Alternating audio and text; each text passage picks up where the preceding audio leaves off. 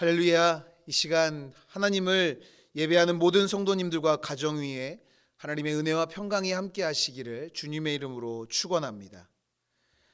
만세운동이 일어났던 1919년 종로 경찰서에 신철이라는 형사가 있었습니다. 경찰 생활만 10년이 넘게 해온 그는 일본 경찰들에게 잘 보여 출세하기 위해서 독립운동가들을 수도 없이 체포했습니다. 사람 생출을 잘했던 그는 특히 서울로 숨어 들어온 독립운동가들을 많이 잡아들였습니다.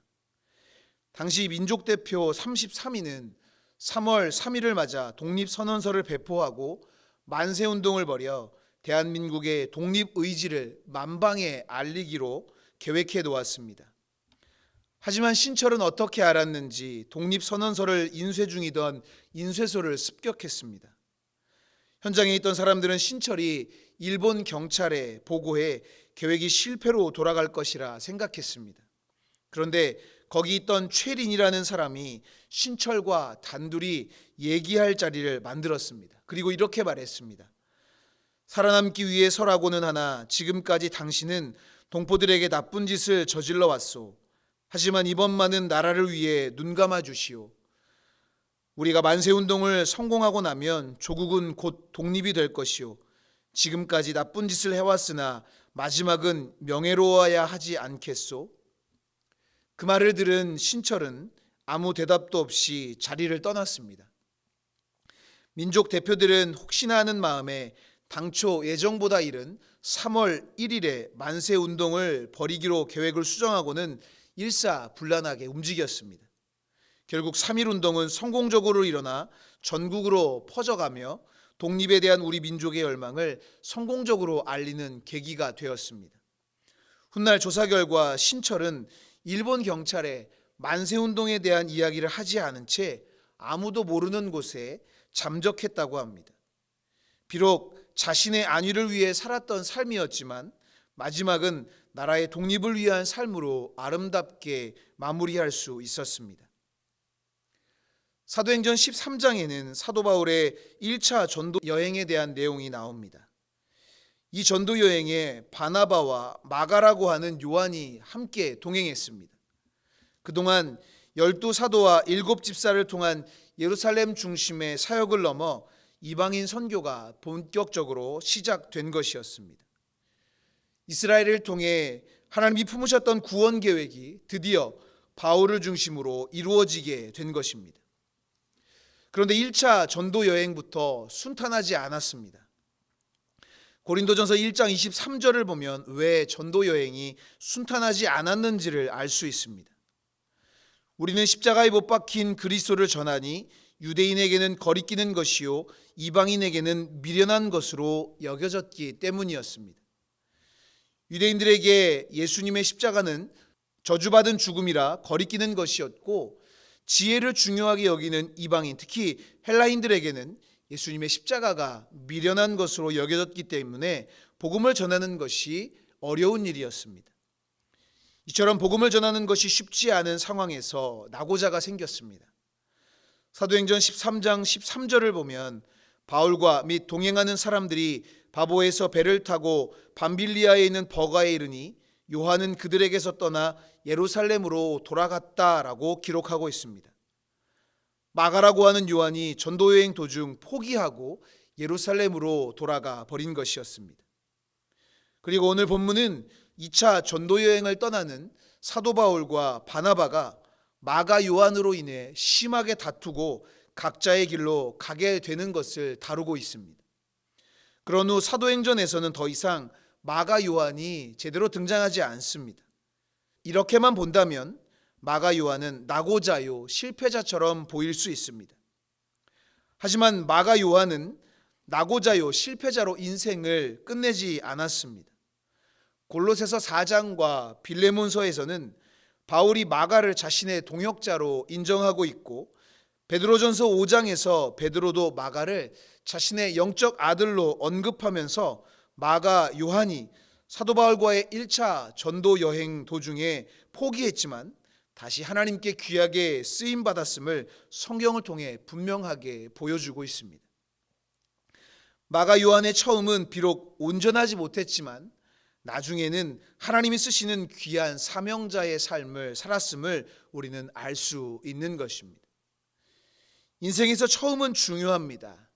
하지만 처음만 좋고 나중이 좋지 못하면 아름다운 인생, 복된 인생으로 인정받을 수 없습니다. 분명 처음도 아름답고 복되어야 하지만 나중이 처음보다 더 좋은 인생이 되어야 될 줄 믿습니다. 그렇다면 처음보다 나중이 더 좋은 인생이 되려면 어떻게 해야 하는 것일까요? 마가 요한의 삶을 통해 몇 가지로 살펴보며 은혜를 나누고 기도의 제목을 삼고자 합니다. 첫 번째로, 실패했어도 앞으로 나아가야 합니다.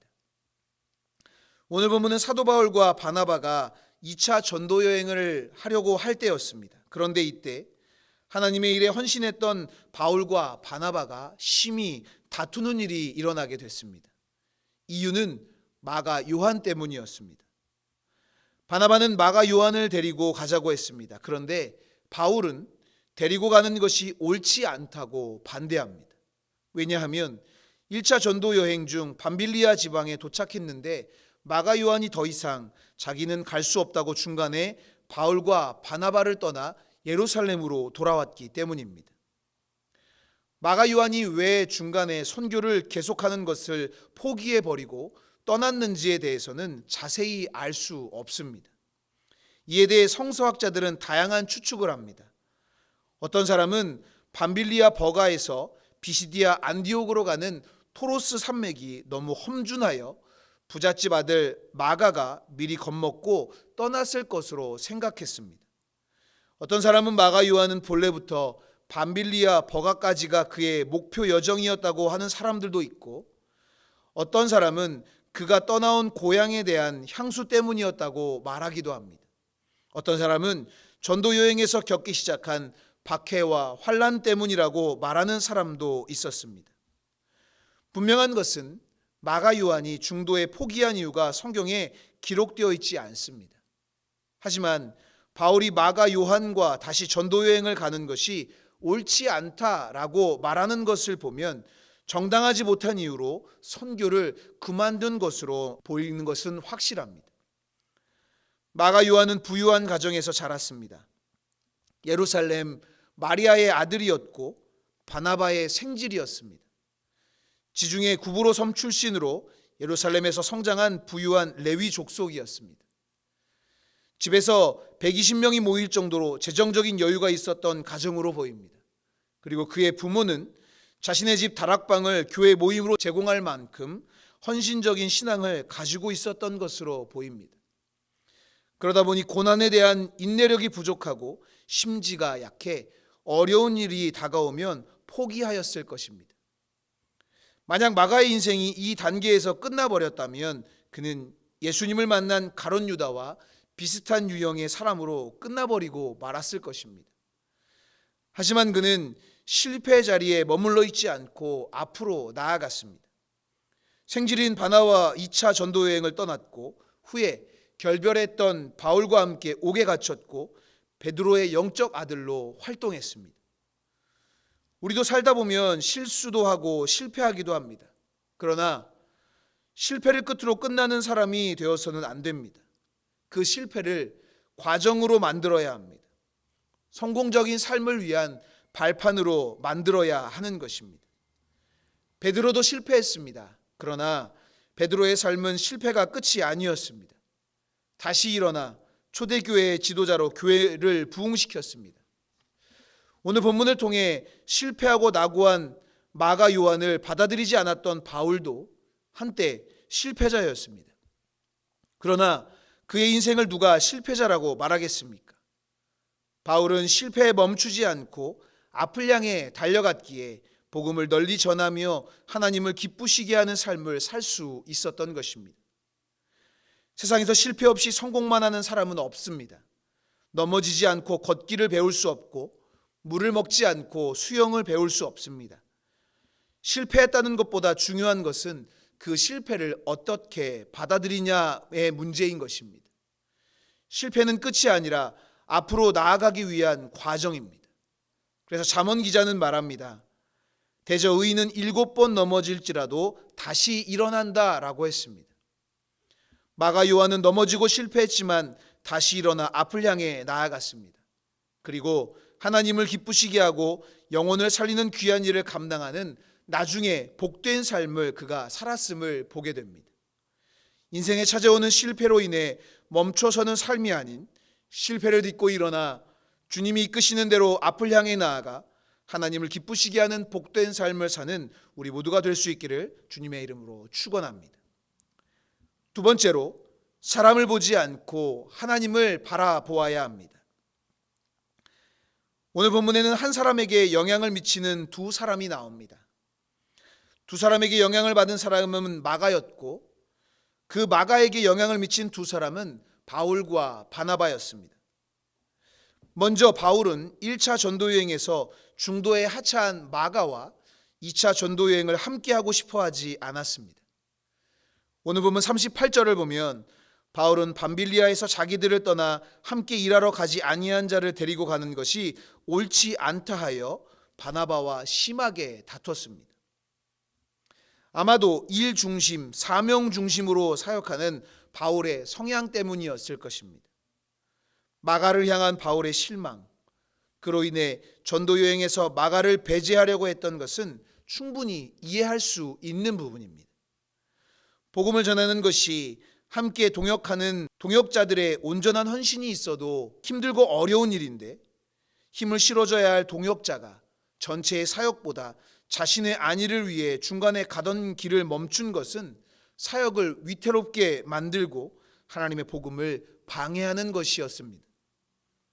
상황이 이렇다 보니 복음의 열정으로 가득했던 사울에게는 자신을 세워주고 사도들에게 자신을 소개해주고 지지해주었던 바나바의 부탁에도 심각한 의견 대립으로 갈라설 수밖에 없었던 것입니다. 반면 바나바는 실패하고 넘어졌던 마가를 다시 일으켜 세우고 사역의 자리로 인도하여 사역의 길로 돌아오게 한 사람입니다. 그는 일보다 사람을 중요하게 여기는 사람이었습니다. 사도들이 사도 바울을 경계하고 싫어할 때에도 그를 용납하고 용서하면서 사도들에게 소개하여 바울을 복음 전도자로 설 수 있게 했던 사람이 바로 바나바입니다.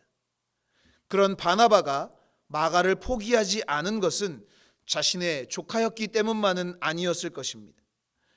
바울조차도 그를 믿어주지 않았지만 바나바만큼은 마가를 믿어주었습니다.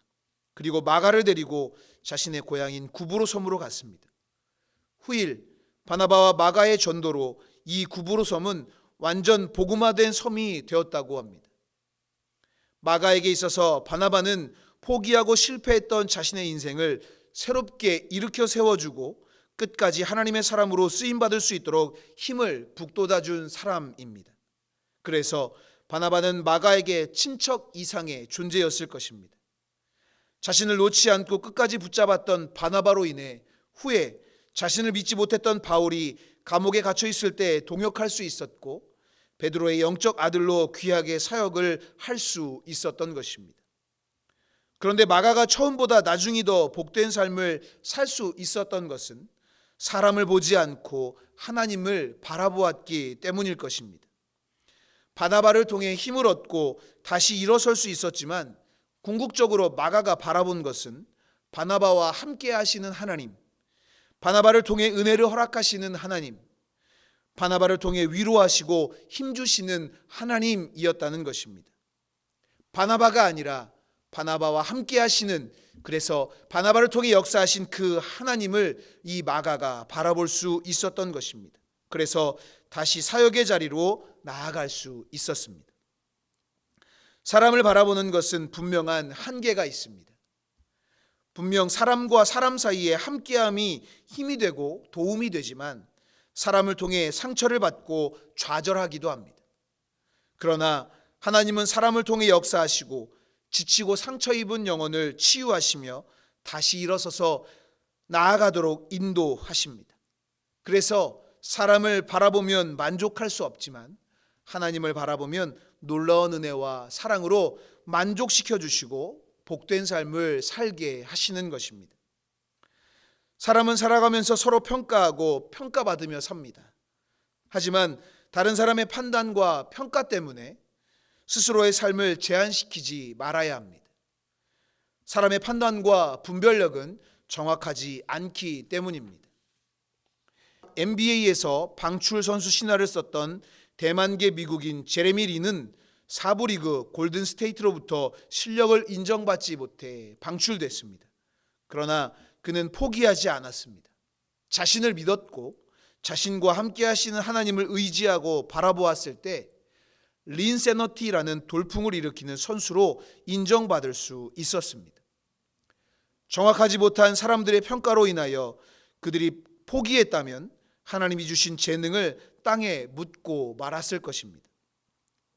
나를 향한 하나님의 계획과 나에게 주신 달란트를 발견하고 하나님의 기대에 부응하는 삶을 살 때 처음보다 나중이 아름다운 삶을 살게 되는 줄 믿습니다.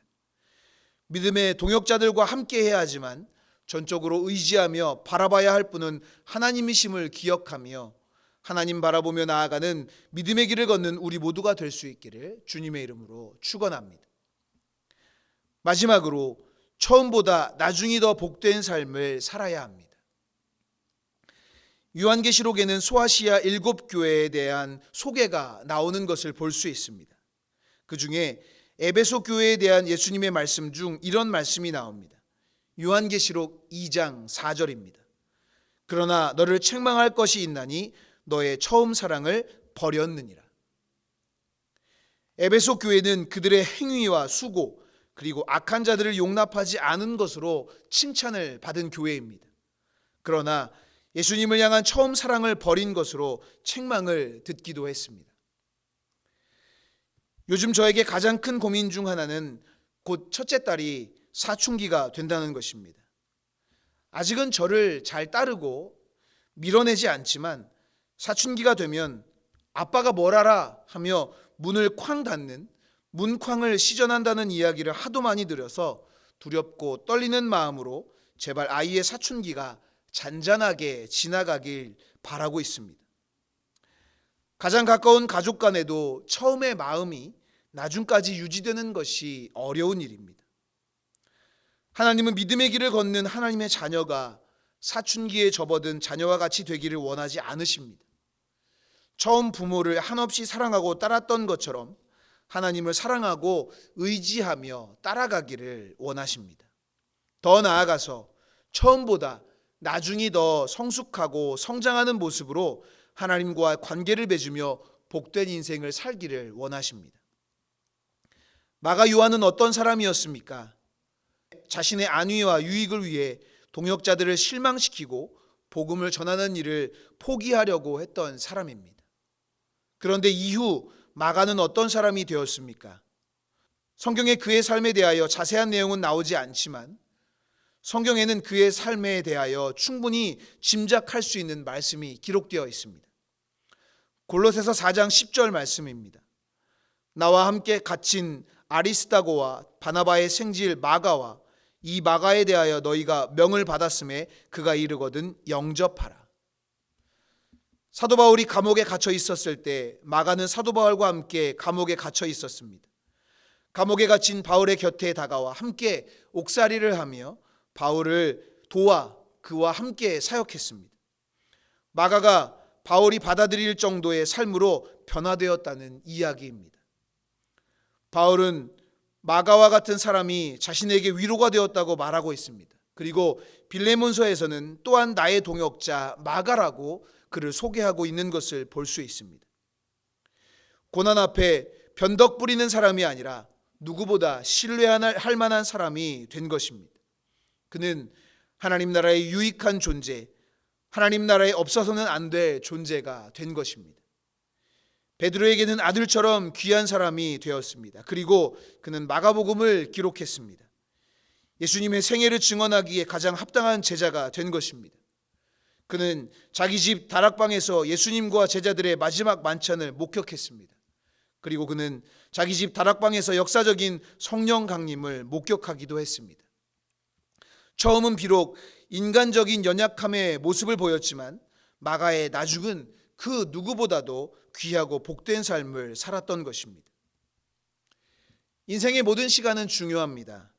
처음도 중요하고 인생의 여정을 지나가는 시간도 중요합니다. 그리고 무엇보다 중요한 시간은 나중의 시간입니다. 우리의 삶은 점점 더 좋아지는 삶이 되어야 될 줄 믿습니다. 마태복음 25장에 나오는 5달란트, 2달란트 받았던 종과 같이 잘하였도다 착하고 충성된 종아, 내가 적은 일에 충성하였음에 내가 많은 것을 내게 맡기리니 내 주인의 즐거움에 참여할지어다 라는 칭찬 듣는 복된 삶이 되시기를 바랍니다.